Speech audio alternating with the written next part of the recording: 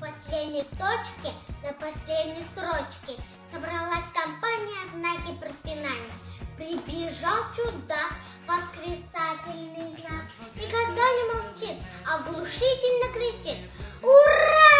Долой караул! Разбой!» Притащился кривоносый, вопросительный знак. Задает он всем вопросы: кто, кого, откуда, как. Заявили запятые, девицы завитые. Живут они девтовки на каждой остановке. Прискакала двоеточие, прикатила многоточие и прочее, прочее, прочее. Заявили запятые: мы особенно занятые, не охотится без нас ни девтовка, ни рассказ.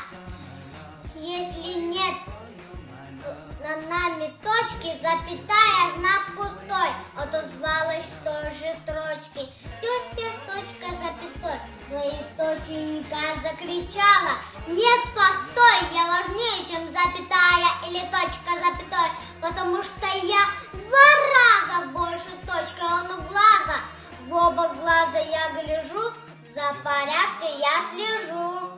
Нет, сказал он многоточие, еле глазками ворчая, если вам угодно знать, я важнее, чем прочие. Сам где ничего сказать, ставит многоточие. Восклицательный знак удивился: то есть как?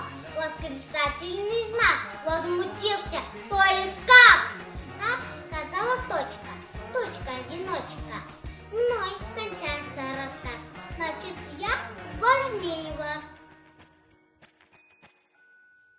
Он лежит в постели, дышит еле-еле. Перед ним на стуле капли и пилюли.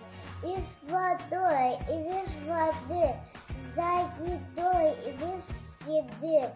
Порошки, банки, пузырьки и склянки. Доктор выслушал младенца, потом говорит: инфлюенса, инфлюенса, лодери.